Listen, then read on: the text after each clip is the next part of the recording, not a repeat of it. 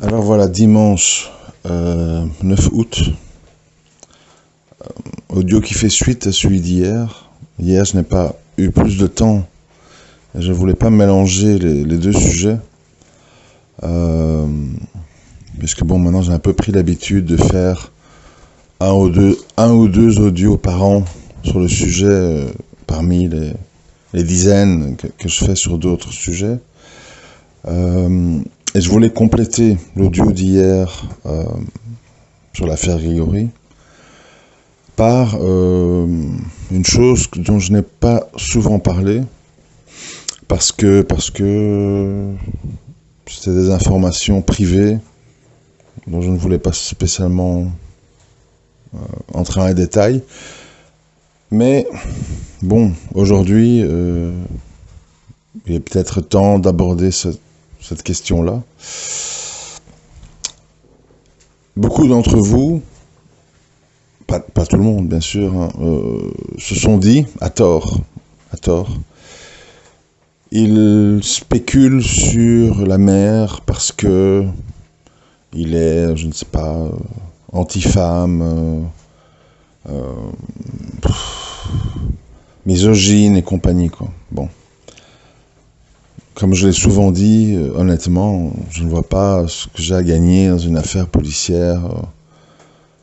Moi qui suis quand même très attaché à essayer d'aller au fond des choses, à la vérité, je ne m'offusque pas que ce soit des profils qui ne me plaisent pas.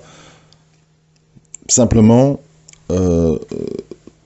j'essaye d'expliquer que dans la vie, en général, et dans cette affaire,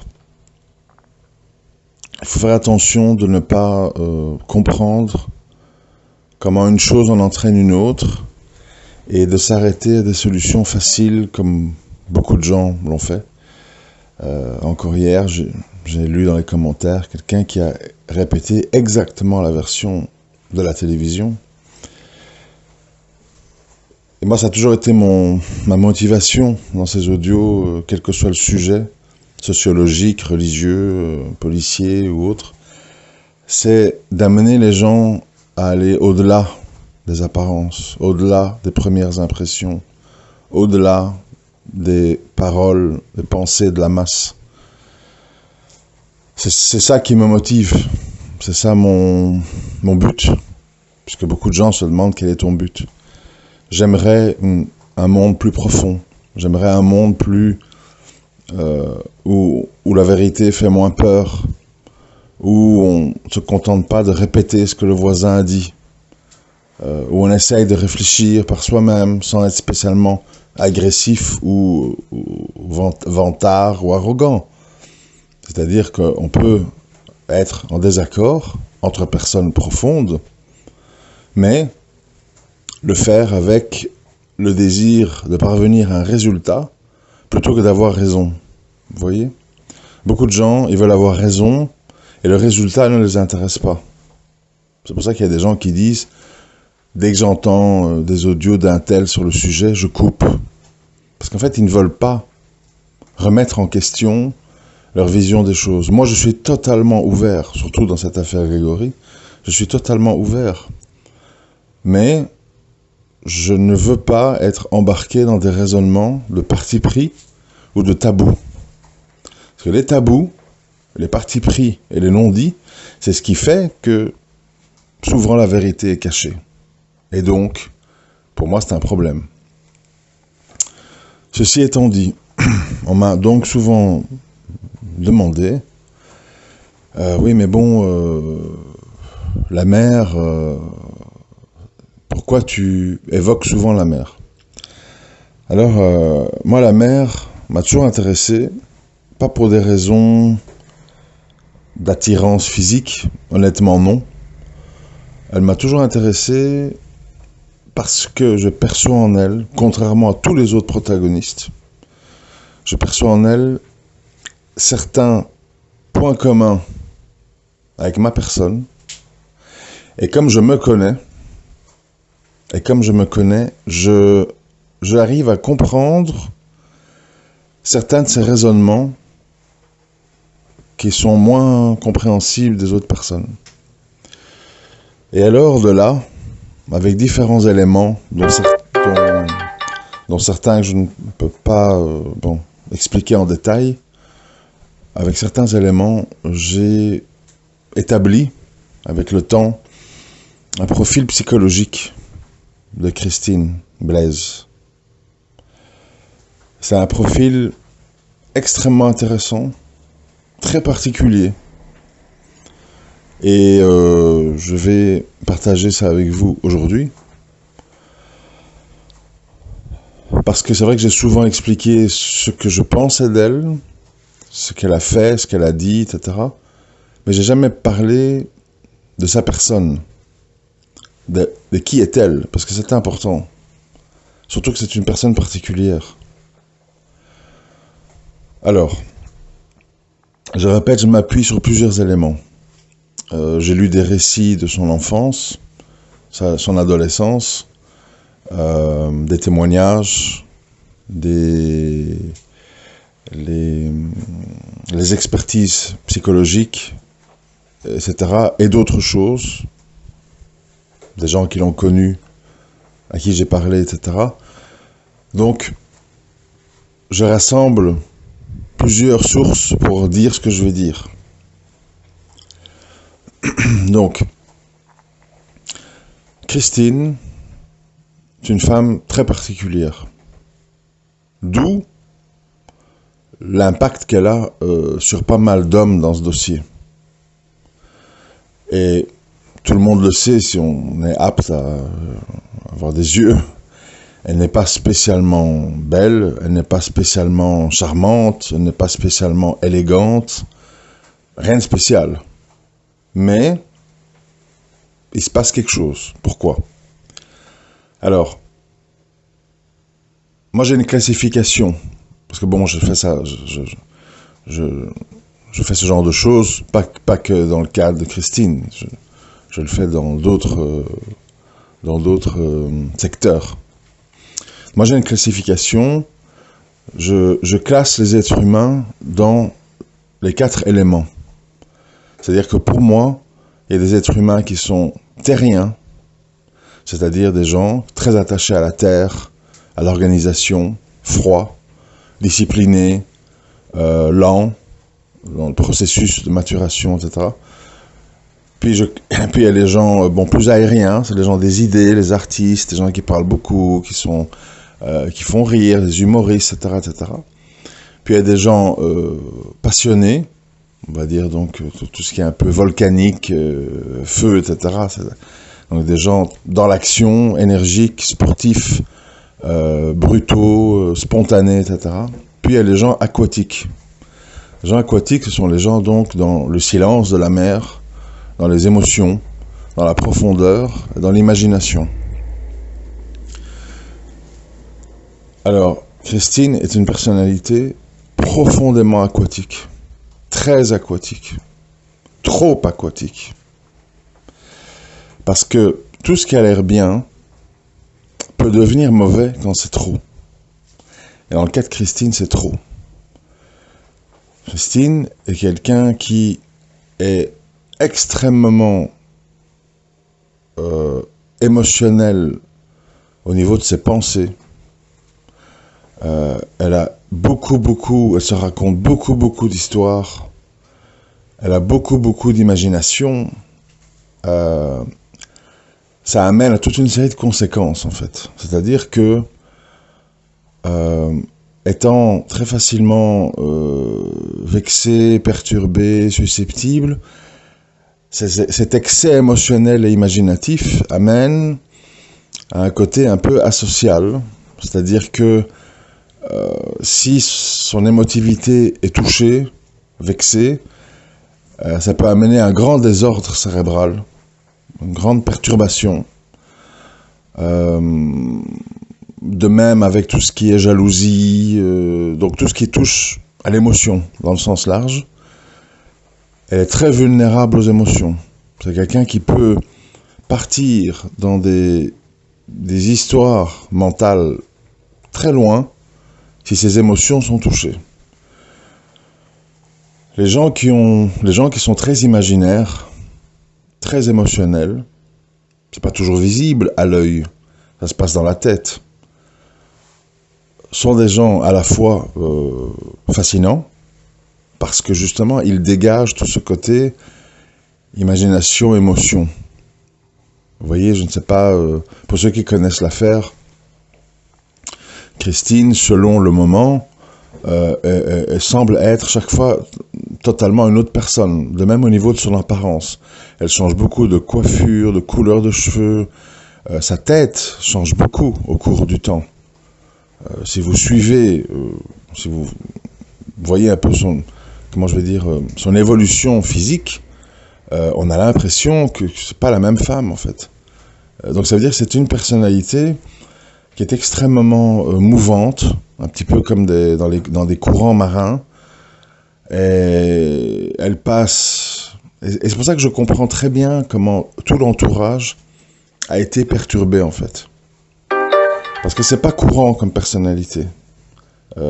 Corazzi a été perturbé, Lambert a été perturbé, Simon a été perturbé, Sesma a été perturbé, Jean-Ker a été perturbé. Tous ces hommes ont été très perturbés à son contact.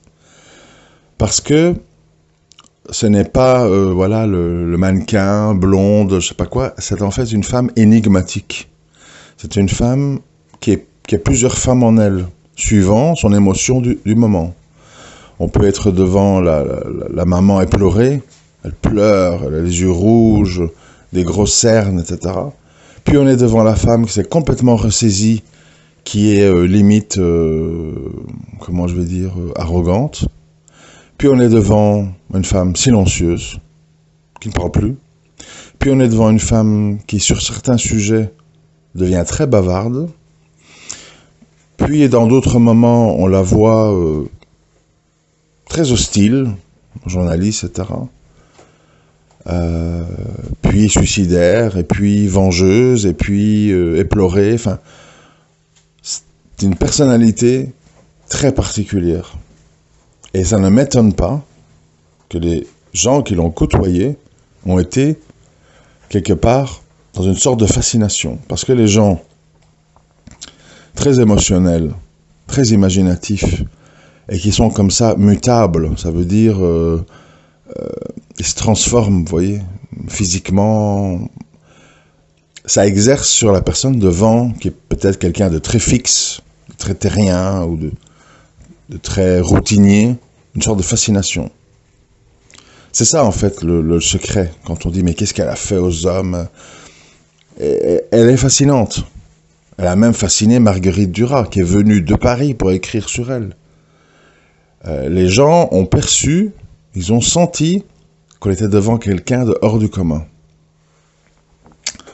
À ce niveau-là. Alors, qu'est-ce que ça a comme conséquence, tout ça ? Il faut essayer de me suivre dans le développement. Hein. C'est un peu...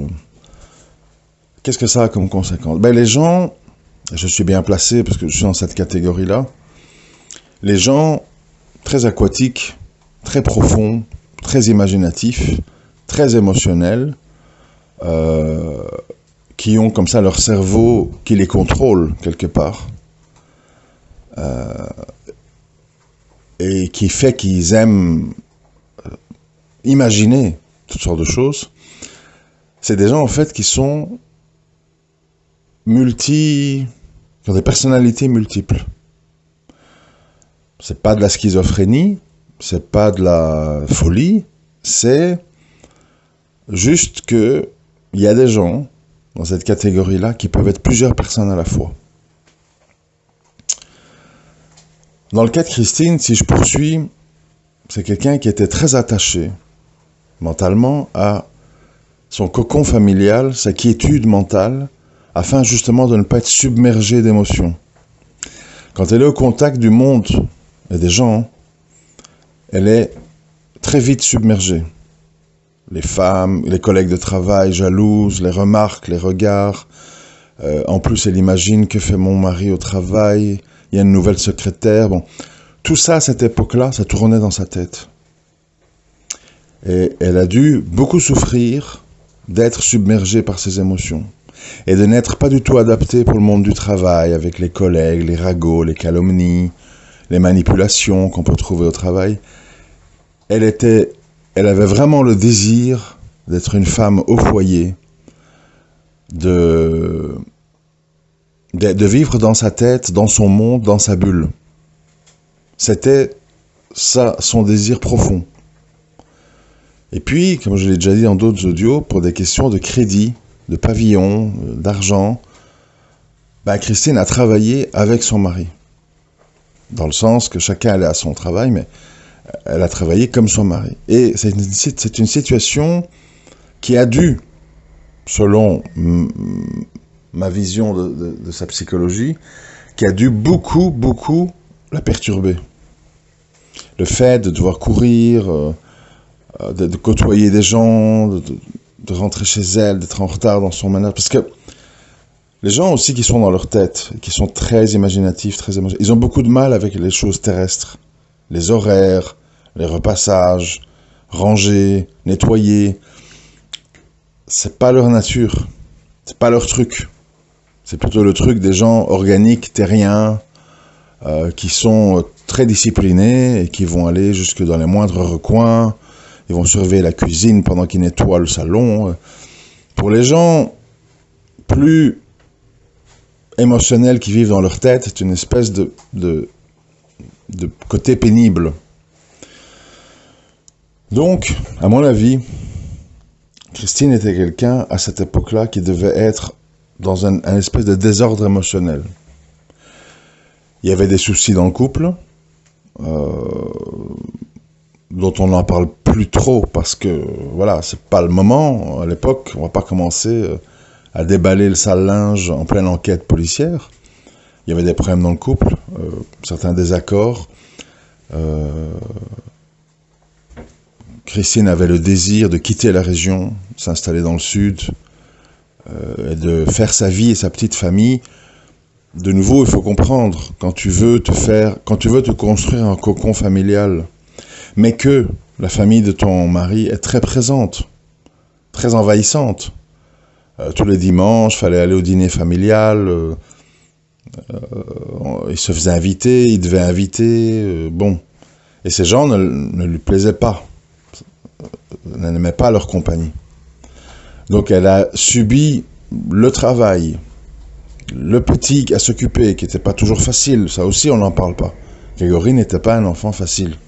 C'était un enfant énergique, imaginatif, un peu, comment je vais dire, qui accaparait beaucoup l'attention de son père,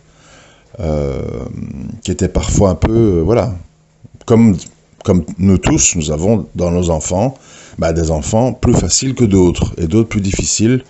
Plus difficile ne veut pas dire mauvais, veut simplement dire plus de personnalité, un peu plus rebelle, plus énergique, plus vite insatisfait, plus colérique. Bon, c'est pas toujours facile.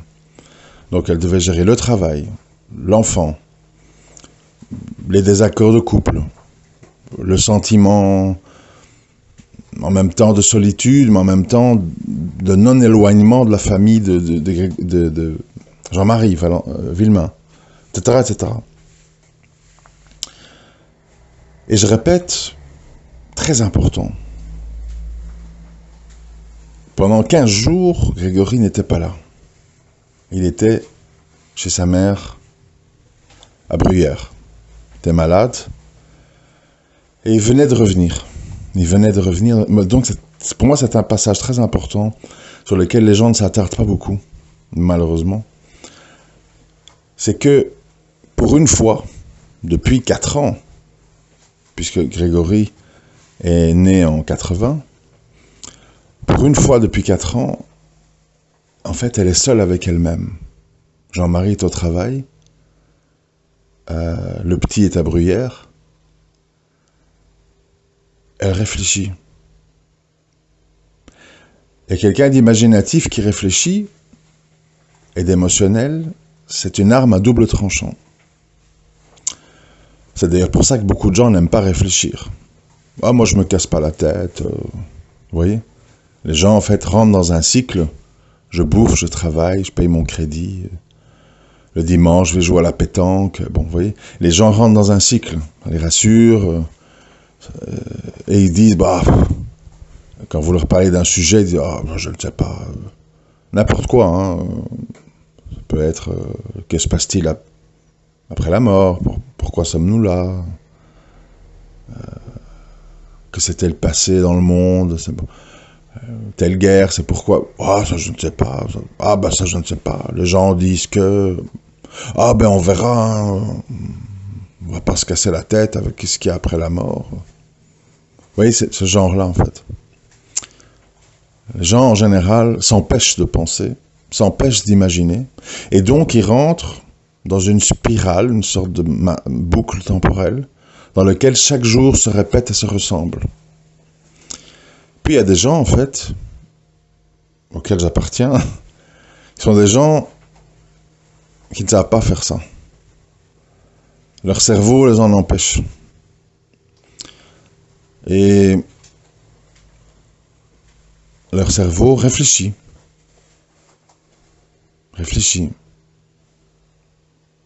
Bon, j'ai un petit enfant de 4 ans, mon mari qui travaille, ambitieux, contremaître. Nous avons un pavillon remboursé sur une 20aine d'années. J'ai 24 ans. Où est-ce qu'on va ici? Est-ce que c'est ça la vie que je voulais? Et là, tu réfléchis. Et un cerveau qui réfléchit, c'est bien, mais c'est dangereux. C'est dangereux parce que si ce cerveau n'est pas canalisé, et il peut aller dans tous les sens. Et moi, cette affaire, bien entendu, je n'ai pas la réponse, je n'ai pas une opinion tranchée, je n'ai pas de preuves, c'est trop tard. Mais je suis quelqu'un qui fonctionne à l'intuition. Voilà. Comme Marguerite Duras, d'ailleurs. Elle a eu la même intuition que moi. Nous sommes des intuitifs. Je laisse aux terriens, Corazzi et autres, s'occuper de l'intendance. Les cordes, les trucs, machin, bon. Moi, j'ai vu tous les protagonistes, j'ai regardé leur visage, leur regard, leurs réactions. Marie-Ange, Bernard, Jacqueline, Marcel, Albert, Michel et sa femme, Jackie et sa femme et compagnie. Et j'ai très vite senti qu'est-ce qui s'est passé. Mais senti ne veut pas dire... Senti ne veut pas dire que c'est une conviction, c'est un ressenti. Et les ressentis, c'est pas recevable en justice. Heureusement. Il faut des preuves. Il faut que ce soit corroboré par des preuves. Donc des ressentis, c'est des ressentis. Je sais qu'il y a des gens qui ont été en croisade contre Christine, journaliste Bézina et sa femme et autres. Bon, moi personnellement, comprenant la psychologie de Christine, je ne l'en veux même pas en fait, parce que je sais très bien qu'est-ce qui s'est passé dans sa tête. En fait, comme le juge Lambert a dit sur le plateau d'Apostrophe,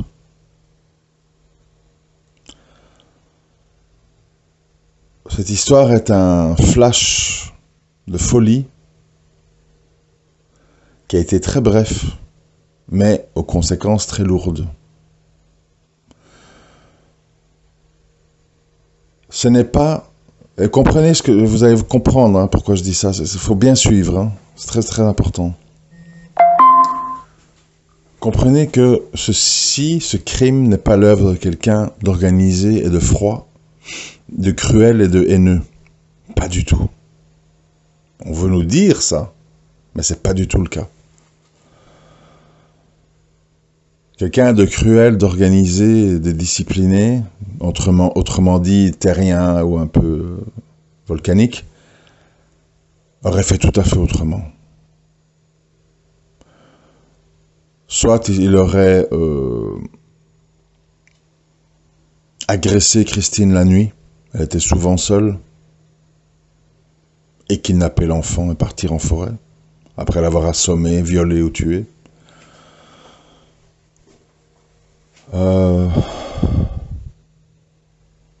Cette personne ne se serait absolument pas encombrée de passer un coup de téléphone à Michel et d'envoyer une lettre à la poste au même moment qu'il prenait l'enfant.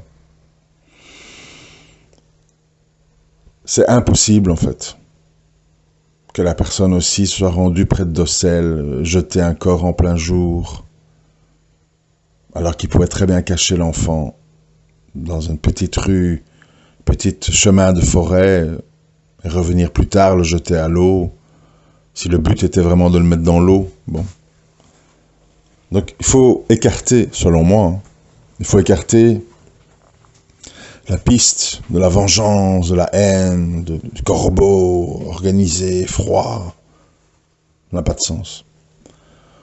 On est devant un crime, comment dirais-je, qui a l'air organisé mais qui ne l'est pas du tout, qui est simplement un coup de chance, fait par une personne dans un désarroi émotionnel passager très grave, et qui par après s'est ressaisi et a fait comme une dissociation cognitive. Vous savez, ce qu'on appelle les crimes passionnels, un homme qui tue sa femme, une femme qui tue son mari, c'est pas toujours quelque chose de très élaboré. C'est justement passionnel, c'est-à-dire quelque chose qui a été fait dans un élan. Et après, on regrette, et après, comme on s'est fait attraper, il y a 20-25 ans de prison à la clé. Donc, l'être humain est sujet à des émotions passagères qui lui font faire et dire des choses qu'il regrette, qui ne sont pas spécialement sa personne. Tout le monde n'est pas un tueur en série, où on a besoin de tuer à répétition pour se sentir bien. Il y a des gens qui tuent une seule fois dans leur vie parce qu'ils se sont retrouvés dans une situation unique. Et cette situation unique a provoqué en eux un basculement. Ok ? Donc, ici, nous avons des éléments. Grégory est apaisé, visage apaisé, bonnet enfoncé, mains et pieds attachés, ficelés gentiment, pas serrés, bien habillé, petites bottines, pantalon, veste bleue, déposé gentiment dans la Vologne. Il dérive jusque après le pont, où il s'est arrêté, bloqué par des pierres. On n'est pas devant un fou furieux ou des gens qui veulent faire mal aux Villemains. Non. On est devant un acte fruit d'une dramatisation psychologique forte qui a amené quelqu'un qui aimait cet enfant à le sacrifier. Pourquoi ? Je ne sais pas. Mais ça, c'est l'intuition par rapport à ce qu'on voit. Sans compter tout le dossier qu'on a assez parlé durant toutes ces années. L'impossibilité de faire ce que beaucoup de gens croient. Qui en fait, tout le monde sait que c'est délirant, mais tout le monde se raccroche à ça. Pourquoi ? Parce que les gens ne veulent pas que ce soit la mère. Donc on est obligé de s'accrocher à un truc fou, quoi. C'est-à-dire, Bernard va chercher Muriel à l'école, il y a Sébastien avec eux dans la voiture. Imaginez-vous, Ils descendent à toute allure de Bruyères vers l'Épange. Arrivé à l'Épange, s'arrête à la poste, met une lettre dans la boîte aux lettres avant 17h15. Je rappelle qu'ils quittent Bruyères à 17h. Donc ils arrivent à l'Épange à 17h10. Donc ils n'ont que 5 minutes pour mettre la lettre avant le poinçon de 17h15. Donc c'est la première chose qu'il fait. Il met la lettre à la poste. Puis, il remonte la rue des Champs, il arrête sa voiture, il monte à pied jusque chez le pavillon de Christine. Là, il trouve l'enfant, il l'attire, il l'appelle, il redescend avec l'enfant, il remonte en voiture, il part à toute allure avec l'enfant, son fils à lui, Sébastien, et Muriel dans la voiture, vers Docelles. Et arrivé à Docelles, il sortirait avec Grégory, qui livrerait à Marcel et Jacqueline Jacob, qui eux jetteraient l'enfant après l'avoir ficelé dans la rivière, dans la Vologne. Imaginez l'histoire. Tout le monde sait que c'est faux. Vous, moi, tout le monde sait que c'est faux. Mais si on ne s'accroche pas à ça, qu'est-ce qu'on fait alors? Et c'est les gens, par fuite de la possibilité du crime fou, émotionnel, passager, préfèrent rentrer dans un truc complètement délirant, en fait. Parce que finalement, mis à part quelques altercations familiales, il y a quoi entre Marcel et Jacqueline Jacob et les Villemain pour justifier tout ça? On me dira, oui, mais Monique, avec Albert, le Jacob n'aimait pas Albert, c'était un ivrogne, hein. Bon. Oui, mais alors on s'en prend à Albert. On va pas s'en prendre à l'enfant du fils d'Albert, qui vit à l'extérieur de Monzé, qui n'est pas dans leur circuit de jalousie, etc.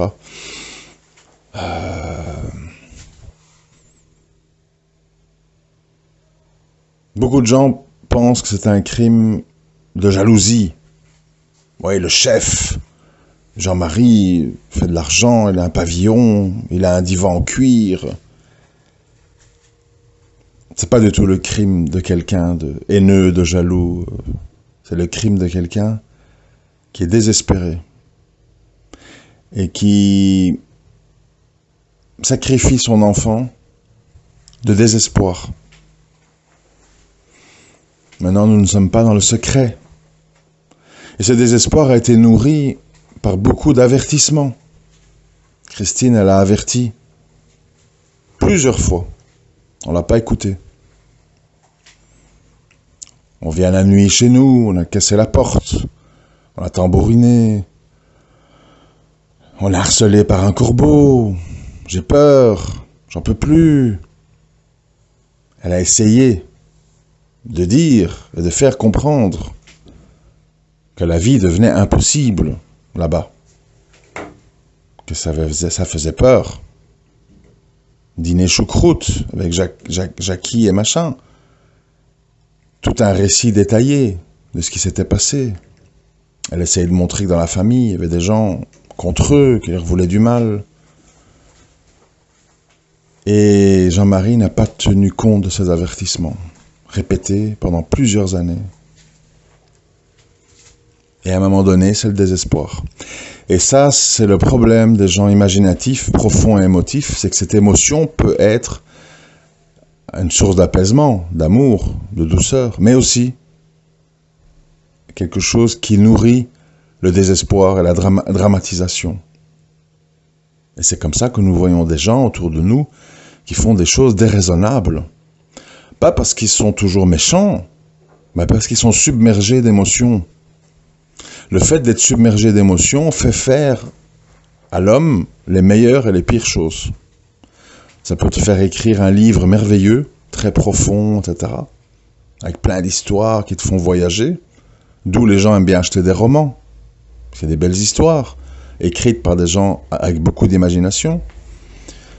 Ou ça peut te mener à surdramatiser ta situation, te sentir complètement étouffé sous tes émotions, et d'en venir à des solutions de désespoir. Personnellement, je répète, ce n'est étayé par aucune preuve, c'est rien, etc. Mais, intuitivement, c'est la seule chose qui semble, pour moi, avoir du sens. Parce que, On aurait retrouvé le petit dans la forêt, étranglé, éventuellement battu, bon, sous un tas de feuilles ou de branches ou dans un trou. J'aurais beaucoup plus à ce moment-là dit oui. C'est une histoire de Bernard et de Marcel, des gens un peu habitués à la forêt, un peu vengeurs, un peu brutaux, un peu lourdeaux, oui. Mais là, on est dans autre chose, les amis.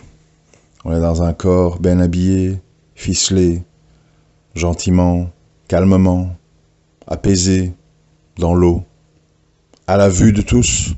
Donc c'était un crime qui a été commis par quelqu'un qui n'est pas très organisé, qui n'est pas habitué à tuer, mais qui a eu beaucoup de chance.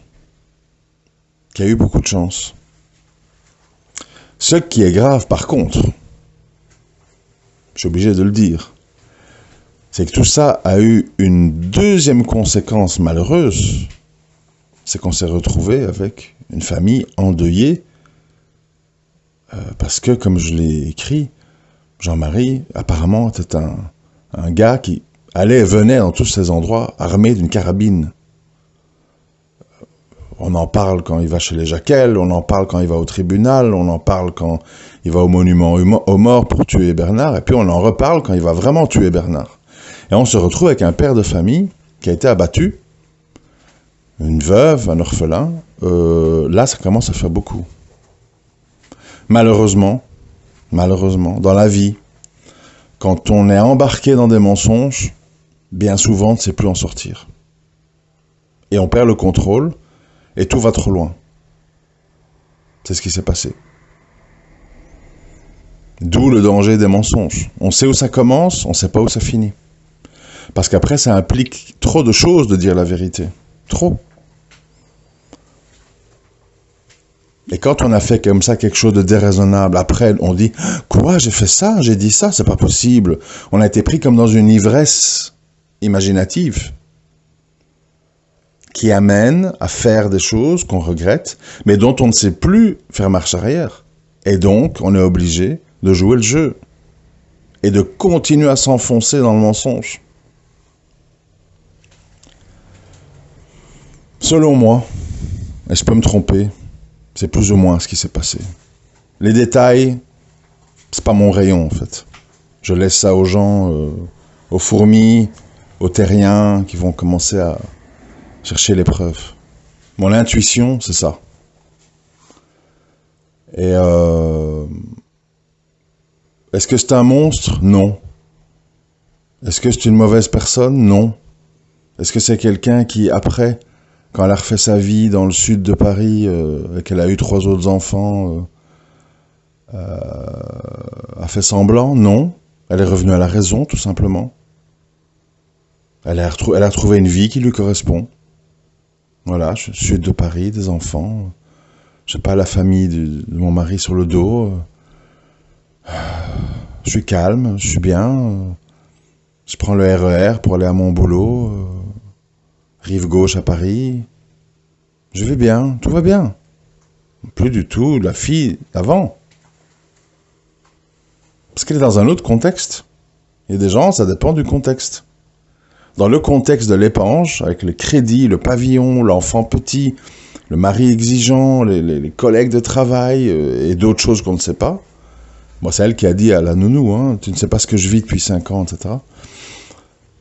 Dans ce contexte-là, elle a fait une sorte de burn-out mental qui l'a peut-être amené à ça.